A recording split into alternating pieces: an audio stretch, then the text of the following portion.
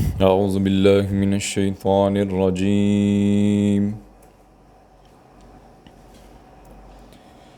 بسم الله الرحمن الرحيم.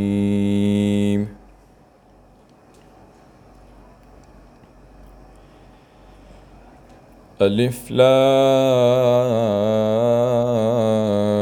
ميم.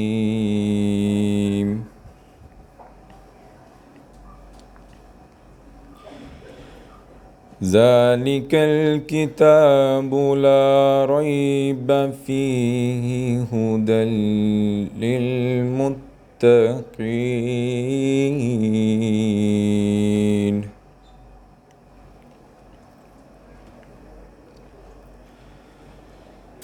الذين يؤمنون بالغيب ويقيمون الصلاة ومما رزقناهم ينفقون.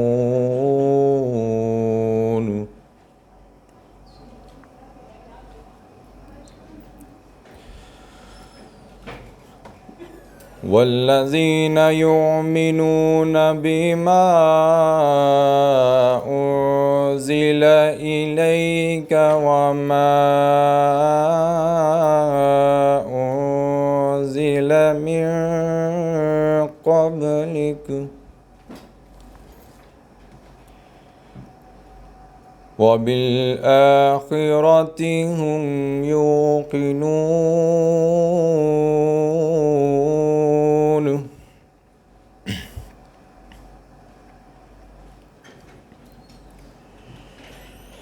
أولئك على هدى من ربهم وأولئك هم المفلحون.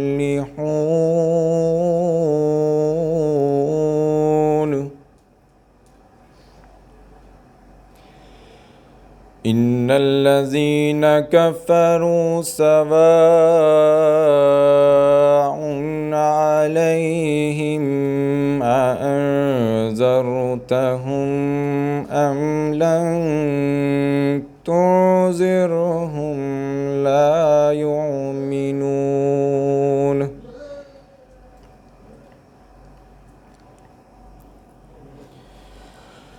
ختم الله على قلوبهم وعلى سمعهم وعلى أبصارهم غشاوة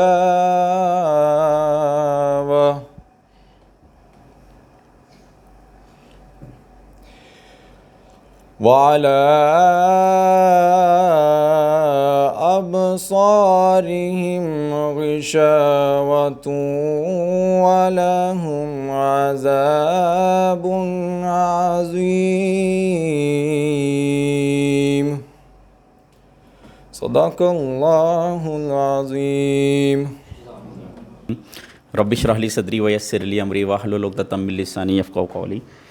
اچھا، یہ جو سورہ بقرہ کا پہلا رکوع غالباً زیغم بھائی نے تلاوت کی ہے، تو اس میں 3 چیزیں ہیں جو سیکھنے کے لحاظ سے بڑی بہتر ہے، جو آپ نے اپنی لائف میں امپلیمنٹ کرنی ہے. ٹھیک ہے، اس میں اللہ تعالیٰ نے سٹارٹ میں ہی بڑا کلیئرلی بتا دیا ہے کہ آپ لائف میں آبزرو کریں گے کہ 3 طرح کی کیٹیگری کے جو ہے نا وہ لوگ آپ کو نظر آئیں گے. بڑا اللہ رب العالمین نے کلیئر کٹ میسیج دیا. 3 طرح کی کیٹیگری کے لوگ نظر آئیں گے. پہلی کیٹیگری وہ ہے کہ جو ایمان لاتی ہے اللہ پر، غیب پر، یعنی کہ اللہ پر، فرشتوں پر، رسولوں پر، غیب پر ایمان لاتے ہیں. پہلی بات یہ. دوسری بات یہ ہے کہ وہ نماز قائم کرتے ہیں.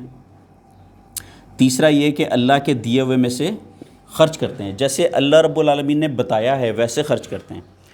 یعنی کہ اگر وہ کما رہے ہیں تو یہ نہیں ہے کہ وہ اپنی خواہشات میں پڑ گئے ہیں. جیسے فرض کریں اگر ایک بندہ ہے، اس کی 10 لاکھ روپے تنخواہ ہے، تو یہ نہیں ہے کہ اس نے 4 کنال کا بنگلہ بنا لیا، 16 کروڑ کی گاڑیاں خرید لیں، ورلڈ ٹور کرنا شروع کر دی ہے. اس کا مطلب یہ ہے کہ وہ صرف اپنی خواہشات نفس کے پیچھے خرچ کر رہا ہے. جبکہ اللہ تعالیٰ نے خرچ کرنے کا طریقہ قرآن میں یہ فرمایا ہے کہ آپ اپنی ضرورت کا پیسہ اپنے اوپر خرچ کریں جو آپ کی ضرورت ہے، اور جو ایکسیس منی ہے وہ آپ نے اللہ کی بارگاہ میں خرچ کرنا ہے. اور خرچ کرنے کا سیکوینس بھی اللہ نے یہ بتایا کہ سب سے پہلے آپ دیکھیں کہ آپ کے پیرنٹس کو دیں، رشتہ داروں کو دیں، آپ کی فیملی میں کوئی یتیم مسکین کوئی بیوہ ہے اس کو دیں، یا کوئی مسافر ہے اس کو دیں، یا کوئی قرض میں پھنسا ہوا ہے اس کو دیں. بات سمجھ آ رہی ہے؟ تو اس طرح سے آپ نے خرچ کرنا ہے. یعنی کہ پہلی ان کا کریکٹرسٹکس کیا ہے کہ وہ اللہ پر ایمان لاتے ہیں، غیب پر ایمان لاتے ہیں، پھر نماز قائم کرتے ہیں. دن میں کتنی نمازیں ہیں؟ 5. وہ پانچوں نمازیں پڑھتے ہیں، تہجد کا بھی اہتمام کرتے ہیں. تو یہ 5 نمازیں پڑھتے ہیں، جیسے اللہ تعالیٰ نے بتایا ویسے خرچ کرتے ہیں، اور پھر وہ ایمان لاتے ہیں اللہ تعالیٰ کی کتابوں پر. اب آپ کو پتہ ہے ہمیں جو اللہ نے کتاب دی ہے وہ کیا ہے؟ قرآن کریم. قرآن سے پہلے اللہ تعالیٰ نے انجیل مقدسہ نازل کی، توریت، زبور. تو ان تمام کتابوں پر آپ نے یکساں ایمان لانا ہے. یعنی کہ جیسے ہم قرآن کو اللہ کا کلام سمجھتے ہیں ویسے ہی توریت، زبور اور انجیل کو بھی. توریت جناب موسیٰ علیہ السلام پہ نازل ہوئی، زبور حضرت داؤد علیہ السلام پہ نازل ہوئی، اور انجیل حضرت عیسیٰ علیہ السلام. تو آپ نے ان پر ویسے ہی یکساں ایمان لانا ہے کہ ساری کتابیں اللہ تعالیٰ کی طرف سے نازل ہوئی، اور ان کتابوں میں وہ تمام چیزیں جو آج قرآن کے مطابق موجود ہیں ان پر آپ ایک جیسا ایمان لے کے آئیں. یعنی کہ جو چیز ہم قرآن سے تلاوت کرتے ہیں اگر وہی چیز ایز اٹ از انجیل میں موجود ہے تو ہم اس کا وہی احترام کرتے ہیں جو ہم قرآن کا. اور تیسری بات بڑی امپورٹنٹ ہے کہ وہ آخرت پر یقین رکھتے ہیں. آخرت پر یقین کا مطلب یہ ہے کہ انہیں یوم حساب کا ڈر رہتا ہے. دیکھیں جو آخرت کا دن ہے نا، ہم لوگ، ہماری ایک بڑی مسکنسیپشن ہے، میں ابھی یہ ڈسکس کر رہا تھا، ہم لوگ یہ سمجھتے ہیں کہ زندگی اپنے حساب سے گزارو، اور جب آخرت میں ہم اللہ کی بارگاہ میں جائیں گے تو ہم اللہ تعالیٰ کے پاؤں پکڑ لیں گے، ہم رونا شروع کر دیں گے کہ پروردگار ہمیں معاف کر دے، اور اللہ غفور الرحیم ہے. یاد رکھیے گا وہ دن معافی کا نہیں ہے، وہ دن یوم حساب ہے. معافی کا تو دن ابھی ہے، وہ تو حساب کتاب ہونا ہے. آپ نے دنیا میں معافی مانگی یا نہیں مانگی اس کا حساب ہونا ہے. آپ نے دنیا میں آپ اللہ پر ایمان لائے، آپ نے نماز قائم کی، جس طرح اللہ نے بتایا ویسے خرچ کی، اللہ کی کتابوں پر ایمان لائے، اس دن حساب ہوگا. مطلب اگر آپ کے ذہن میں یہ ہے کہ میں کل کو اللہ کی بارگاہ میں جاؤں اور میرے پاس کروڑوں روپے ہو، میں اللہ کو دے دوں یا اللہ آپ لے لیں اور مجھے معاف کر دیں، ایسا نہیں ہوگا. جو کرنا ہے آپ نے ابھی کرنا ہے، وہ تو یوم حساب ہے. تو اسٹوڈنٹس یاد رکھیے گا، اگر کوئی شخص 1 2 3 4 5 چیزوں پر ایمان رکھتا ہے اور اس پر عمل بھی کرتا ہے، وہ تو ہو گیا ہدایت یافتہ. اللہ تعالیٰ نے فرمایا یہ ہدایت یافتہ، انہیں خوشخبری دے دیں کہ یہ بالکل سیدھے راستے پر ہیں انشاءاللہ. سیکنڈ کیٹیگری وہ ہے جو ان میں سے کسی چیز پر ایمان لاتی نہیں ہے، اس سرے سے کہہ دیتی ہے نعوذ باللہ. جیسے آپ کچھ لوگوں کو دیکھیں گے وہ کہیں گے ہم اللہ کو نہیں مانتے. تو اگر وہ اللہ رب العالمین کو نہیں مانتے تو وہ بھی اس کیٹیگری میں چلے گئے. یا کچھ لوگ اللہ کو مانتے ہیں، وہ کہتے ہیں جی ہم نماز نہیں پڑھتے، یا وہ کہتے ہیں جی ہم اللہ کی راہ میں خرچ نہیں کرتے، یا اللہ کی کتابوں پر اس طرح سے ایمان نہیں لاتے. یا کچھ لوگ آپ ایسے دیکھیں گے جو آخرت پر ایمان نہیں لاتے، تو وہ بھی اس کیٹیگری سے کیا ہو گئے؟ باہر. اچھا یہ وہ کیٹیگری ہے جن کے بارے میں اللہ تعالیٰ فرماتے ہیں آپ ان کو چاہے ہدایت کی بات سمجھائیں یا نہ سمجھائیں ان کو سمجھ نہیں آنا، تو ان سے آپ نے بحث نہیں کرنی. ان کا بڑا خوبصورت طریقہ ہے. جیسے ایک بندہ وہ آخرت پر ایمان نہیں لاتا تو آپ نے اس سے بحث نہیں کرنی. آپ نے کہا جی اس کو سمجھائیں ضرور کہ جی آخرت آنی ہے. جیسے تم روز صبح اٹھتے ہو رات کو سوتے ہو، جیسے سردیاں ہیں گرمیاں ہیں، ویسے بھی آخرت آنی ہے. اگر وہ سمجھتا ہے تو ٹھیک ہے، ورنہ آپ نے اس سے بحث نہیں کرنی. تو یہ تو ہو گئے کافر لوگ. جو تیسری کیٹیگری ہے نا وہ بڑی خطرناک ہے. تیسری کیٹیگری وہ ہے، یہ دھوکے والی کیٹیگری ہے. یہ لوگ دھوکہ دیتے ہیں، یہ لوگ جھوٹ بولتے ہیں. یہ لوگ بظاہر آپ ان سے ملیں گے تو کہیں گے جی ہم آپ کی طرح ہی ہیں، ہم ایمان لاتے ہیں. اگر آپ کے ساتھ ہوں گے تو آپ کے ساتھ نماز بھی پڑھیں گے، یا اگر آپ زکوٰۃ دے رہے ہیں تو آپ کے ساتھ وہ زکوٰۃ بھی دیں گے، یا اگر آپ قرآن کی تلاوت کر رہے ہیں تو وہ بیٹھ کے وہ بھی قرآن کی تلاوت کریں گے. لیکن جب وہ آپس میں جاتے ہیں تو ان کا اس پہ کوئی بھی ایمان نہیں ہوتا. مطلب اگر تنہائی میں بیٹھے ہیں، اذان ہو رہی ہے، نماز پڑھنے کی کوئی ان کو پرواہ نہیں ہے تو ان کی نماز دکھاوے کی. یا اگر تنہائی میں بیٹھے ہیں آپ انہیں کہیں زکوٰۃ دیں، وہ زکوٰۃ نہیں دیتے، ان کی زکوٰۃ بھی دکھاوے کی. یعنی کہ وہ جب آپ لوگوں کے ساتھ ملیں گے تو آپ لوگوں کے ساتھ صرف ایک کلچر کو مینٹین کرنے کے لیے وہ کہیں گے جی ہم ایمان لاتے ہیں، دل سے وہ ایمان نہیں لاتے. تنہائی ان کی پاکیزہ نہیں ہے. یہ وہ لوگ ہیں جو دھوکہ دیتے ہیں، اور یہ وہ لوگ ہیں جو جھوٹے ہیں. یہ ہیں منافق، اور ان کے لیے بھی عذاب علیم ہیں. یہ چیز کلیئر ہوگی ہے جی. تو آج کا سیشن ہمارا اتنا ہی ہے، لیکن اس میں اگر کوئی انپٹ دینا چاہے شہریار، آپ کوئی بات کرنا چاہیں پلیز. بسم اللہ الرحمن الرحیم. نحمدہ و نصلی علی رسولہ الکریم. اما بعد فاعوذ باللہ من الشیطان الرجیم. بسم اللہ الرحمن الرحیم. سر نے جیسے بات بتائی ہے ایمان کی اور نماز کی، خرچ کرنے کی. سیکنڈ کتابوں پر ایمان اور آخرت پر ایمان. نماز کی احادیث کی روح سے میں اس طرح بتانا چاہوں گا کہ ہم لوگ سبھی مسلمان ہیں الحمدللہ، لیکن قرآن مجید میں اور احادیث کے اندر آتا ہے کہ اگر کوئی شخص نماز ادا نہیں کرتا یا نماز قائم نہیں کرتا تو وہ اسلام سے اس طرح سے ہم یعنی کہ ایز اے مسلم تو ہم اس کو جیسے کہ آئی ڈی کارڈ پہ آپ کا مسلمان لکھا ہوا ہے آپ اس طرح تو ہیں، لیکن اللہ تعالیٰ کی کاغذوں میں اللہ تعالیٰ کی باتوں میں آپ مسلمان کیٹیگری میں شامل نہیں ہوتے، کیونکہ کفر کے اندر اور ایمان پہ ہونے میں جو ایک چیز بیچ میں ہے وہ صرف نماز ہے۔ اگر کوئی بندہ جس طرح نبی علیہ السلام کے دور میں اگر کوئی بندہ نماز کے لیے نہیں آتا تھا تو اس کے اوپر یہی فتویٰ لگتا تھا کہ یار یہ شاید مسلمان نہیں ہے اس لیے یہ نماز ادا نہیں کرتا۔ ہم تو اس کو بہت ایزی وے میں لیتے ہیں کہ یار کوئی بات نہیں بعد میں پڑھ لیں گے یا قضا کر لیں گے، لیکن کفر اور شرک کے اندر یعنی کہ ایمان پہ ہونے میں اور کفر اختیار کرنے میں نماز ہی ایک بنیادی عقائد ہے۔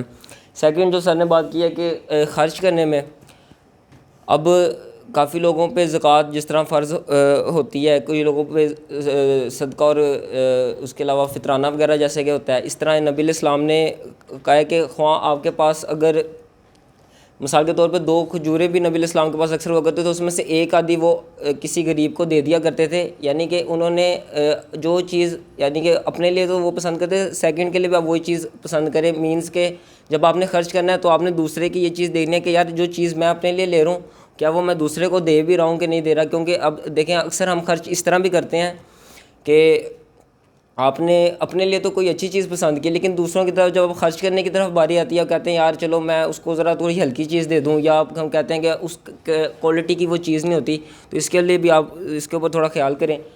سیکنڈ جو کتابوں پر ایمان کی بات سر نے کی ہے وہ تو ظاہری سی بات ہے، لیکن اب قرآن مجید کے اوپر ایمان لانے کا بیسکلی جو احادیث کے روح سے مقصد ہے کہ وہ نبی علیہ السلام کے دور میں بھی جو بندہ قرآنی آیات کے اوپر جس طرح سے پختہ ایمان رہتا تھا اس کو اپنی زندگی پہ بھی امپلیمنٹ کرتا تھا، نہ کہ صرف اس کی ہم اب دیکھ رہے ہیں کہ آج کل کے دور میں ہم صرف تلاوت کے اوپر یا قرآن پاک کو اپنے نیچے سے گزرنے کے لیے دروازے کے اوپر ہی ہم نے رکھا ہوتا ہے قرآن پاک، اس کو زندگی میں اس طرح سے ہم اس پہ امپلیمنٹ نہیں کر پاتے۔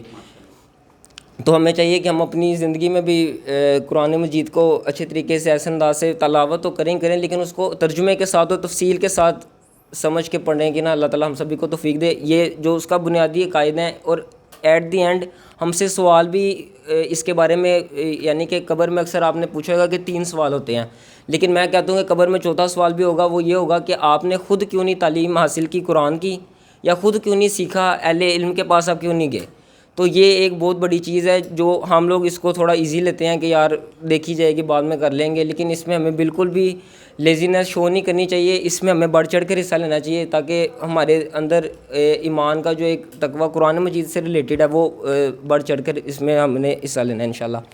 سیکنڈ جو آخرت کے اوپر بات سر نے کی ہے، حدیث میں آتا ہے کہ آخرت جب آپ کی اینڈ ہو گیا نا، یعنی کہ آپ وفات پا گئے ہیں تو آپ کی آخرت اسی ٹائم سے سٹارٹ ہوگی ہوئی ہے، یعنی کہ آپ کے لیے آخرت وہی ہے جو کہ آپ قبر میں اتر گئے ہیں اور آخرت آپ پہ امپلیمنٹ ہو گئی ہے۔ تو اسی لحاظ سے آخرت آپ پہ کسی وقت آ سکتی ہے، آپ یہ نہیں کہہ سکتے کہ یار میں قیامت آئے گی یا ساری نشانیاں پوری ہوں گی، امام مہدی کا نزول ہوگا، عیسیٰ علیہ السلام آئیں گے، جوج مجوج آئیں گے، دجال کا فتنہ آئے گا، یا میں 60 سال کا ہوں گا تو مریں گے۔ اس کا ایسا کوئی مقصد نہیں ہے۔ قیامت آپ کو پتہ بھی نہیں ہے کہ اگلی سانس میری باہر آنی بھی ہے کہ نہیں آنی، اور وفات آپ آ سکتے ہیں۔ اس لیے ہم سب کو چاہیے کہ ہم اپنے آپ کو ذرا تھوڑا بہتر طریقے سے ان ساری چیزوں کو لے کے چلیں۔ ویسے بھی ہم باقی چیزوں کے بارے میں بھی ریسرچ کرتے رہتے ہیں، ہمیں اسلام کے متعلق بھی ریسرچ کرنی چاہیے، اور اس کو اتنا ایزی نہیں لینا چاہیے، بڑا کریٹیکل ٹاپک ہے اس کے اوپر۔ Thank you so